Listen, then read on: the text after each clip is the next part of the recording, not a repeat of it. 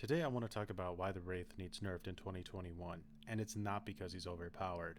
Let's take a look at Wraith's history. Nearly since his inception, the character has been a problem. The devs never really have got an understanding of what they want to do with Wraith, how to balance Wraith, and they've kind of just been adding and changing and adding and changing, and what we have now with the most recent changes to Wraith is sort of just a complete Frankenstein killer. It's alive. Oh, it's alive. It's alive. It's alive. It's alive. Now, before you freak out, let me explain. The Wraith is not overpowered. At the top level, he can be beaten, but that's not why he needs to be nerfed. Now, I think a good example of why he needs to be nerfed, let's take a look at Freddy. Because I think previously Freddy was in kind of the same position that Wraith is in now. This is data from 2020, pre-Freddy nerf. As you can see, his kill rate was insanely high, way higher than Nurse, Blight, killers that most top tier players would tell you is the best in Dead by Daylight. So what was it about Freddy that made him so special, that made him better than all the other killers with all of their special abilities, when Freddy's abilities were kind of not even that crazy? He can just teleport to gens, fake pallets, snares, and nothing that insane, yet still way above all the other killers. And it wasn't just red ranks either. At all ranks, Freddy was the dominant killer in the game in 2020. Now, we don't have any data about 2021 yet, but I'm going to presume that Wraith has taken a lot of Freddy's statistics away from him, because if you played DBD since Freddy's recent nerf, you don't see so many Freddys anymore. So now let's take a look exactly at what made Freddy the dominant killer.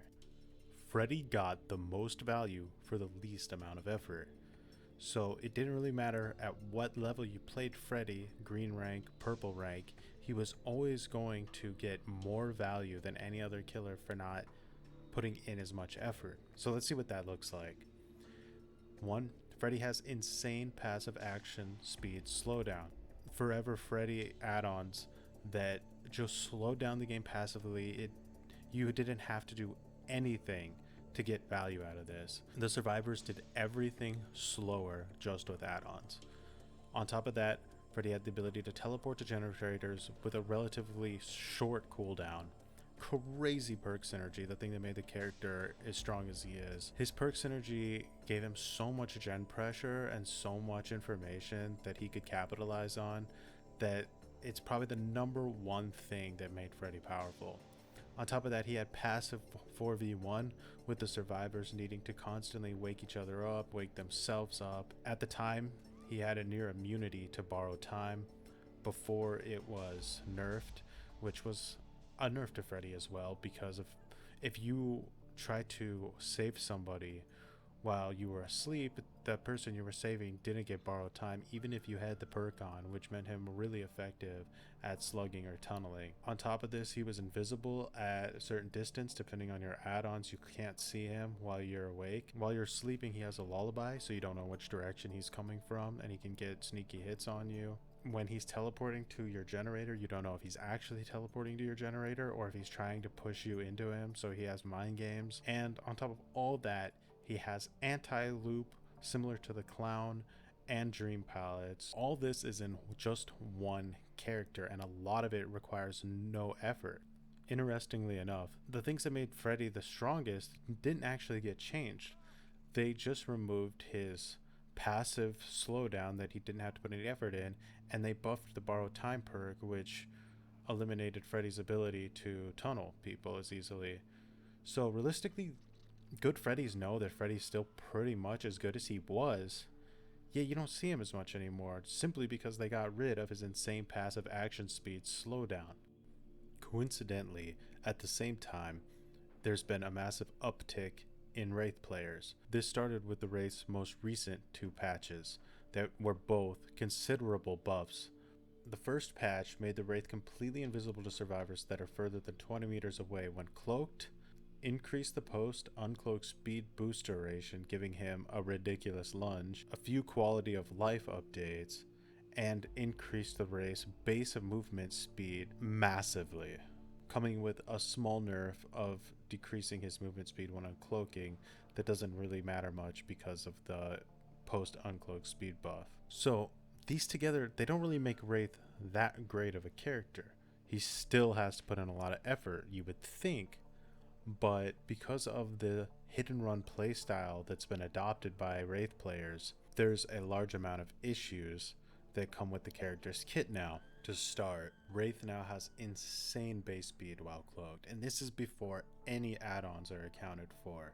His base speed allows him to catch up to any survivor trying to use Sprint Burst or Live. He completely counters those exhaustion perks now. While cloaked and without a terror radius, he can patrol the entire map, checking gens and catching survivors off guard. There's not a lot of pressure on the Wraith to commit to a bad chase because he can easily find another survivor working on a generator very quickly. With the exception of lockers, the Wraith's all-seeing purple blood add-on gives him complete wall hacks on survivors, meaning he can counter stealth and at loops you can't really mind game him in a fair way. You mix this with his insane lunge and what you get are free hits and insta-use pallets. Once the Wraith makes it to a generator that a survivor is working on, he gets one free hit unless that generator happens to have spawned at a location that is extremely strong. Again, not very good game design.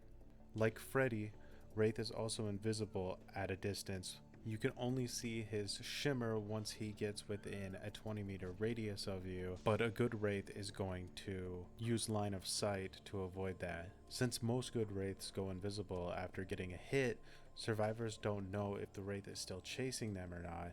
The counterplay to Wraith is mindless, especially if he has Bamboozle, because you're just forced to throw down the pallet every single time, creating larger and larger dead zones unless you have broken loops that you can exploit. And again, the Wraith counters every exhaustion perk in the game except Dead Hard. He even counters head on. Because of his speed, you can grab survivors out of lockers before they even know you're there. What all of this culminates in is something I like to call the infinite stall strategy, where basically the match goes on for so long because you're stalling the survivors from doing their objective that they either give up or completely run out of resources. This might give you the perception that Wraith is a top tier killer, but if a match takes 30 minutes to complete, you are not a top tier killer. Top tier killers don't need 30 minutes to finish a match. Now, what are some possible solutions to the Wraith's issues? Well, the first thing they could do is redesign his add-ons. Wraith's add-ons are all very good, and they were designed for a much weaker version of the Wraith. Pretty much all of them have significant value to offer. The developers could just do a pass on the add-ons, bring them down to balance around his current kit. Also, they could consider eliminating his uncloak lunge. His uncloak lunge makes it to where basically his power is more of an attack than a mobility and stealth power. The lunge turns the invisibility cloak into an attack, and you could see that when you're in chase, the Wraith will hit you once, maybe by surprise, and then he'll cloak again just so that he can use the lunge on you in the chase again to get the down. That brings me to my third point, which is that they could add a short cooldown to his cloak. Maybe only if he gets a hit after uncloaking it adds a short cooldown. If you look at any of the other top tier killers, Nurse, Spirit, Blight, doesn't matter, they all have cooldowns on their abilities. Wraith's cloak at this point in the game is an attack, so the fact that he has a 0 cooldown on it makes it very overwhelming. The last option is to just do something like adding MMR to the game. If MMR is in the game, then hypothetically every top Wraith player would be going up against super sweaty survivors, and at that point you would have to assess where the character's power is at. But in general, DBD as it is now, I still believe his power is too strong. But a lot of people do not believe this. So I want to go over some of the counter arguments that are commonly made about why the Wraith doesn't need to be nerfed. The first is that the Wraith is a character that can be looped, and there's some truth to this. The Wraith can be looped, but only at very powerful positions, completely broken positions like cal loops into jungle gyms, into TLs, things with multiple windows. Otherwise, you can't stand at a broken loop the entire game. If you are standing at a broken loop the entire game, and the Wraith keeps pushing you to one of those loops and you're wondering why all your teammates are dying, it's because they're trying to do generators that are not in safe positions. So it's just not good game design. You can't base a character entirely around sitting at a god loop the entire match. And again, we're talking about a Wraith that hits and runs, not a Wraith that just hits you and then tries to chase you. The second is that you can just bring a flashlight and light burn the Wraith, but the thing is, light burning a Wraith is extremely difficult if they're decent. Even Oracle couldn't do it to true talent. It's very difficult. I've also heard that you can just listen for his grunting noises, but his speed is too fast for this to actually really matter. At most, you're gonna get maybe a 1 or 2 second head start when you hear his grunting. He's going to catch you in a second. It's not gonna matter. You could also just be in a survive with friends with Oracle, but we all know what would happen. You would get tunneled out of the game because you're not as good as they are. I've also heard that you can just watch out for his shimmer, but like I said before, any decent Wraith is not going to be coming at you in an open field unless you're on like Blood Lodge or something, and even then they're probably going to take the extra few seconds to take a better route so that you don't see them coming at you. It's very common that people will just tell me that he's not very high on most killer tier lists, but the thing is that really doesn't mean anything. It's a very fallacious argument. It doesn't rely on any kind of logic. It's just literally like going, yeah, but this guy says different. Like, what does that mean? And to the same type of arguing, it's probably the most common argument I hear is that people just need to get good against Wraith, but they won't ever tell you really what that means. They'll give you some of the examples above, but they'll always question your skill as opposed to saying that his mechanics don't actually equate to any of the other killers in the game. And I mean that in a bad way. His powers have become unchecked. And finally, and probably the most legitimate argument that I've heard, is that if you hate Wraith so much, just do Spine Chillin'. I don't hate Wraith, I just think that he's cheap, not overpowered. Spine Chill against Wraith can give you a decent amount of value, but at the same time, unless you have a broken loop that you can make it to within a few seconds, you're gonna get hit, so it doesn't really matter. And this all gets tripled if the Wraith runs Bamboozle. So those are the most common counter arguments I've heard. If there's another one that I didn't touch on, comment below and we can debate it. I'm not on a crusade to prove my point, but from what I've seen, Wraith has become the new top killer for putting in the least amount of effort for the most value. And as we all know, when it comes to DBD, anything that gives people an advantage over skill, it's going to lead to inflated egos and toxic behavior every time.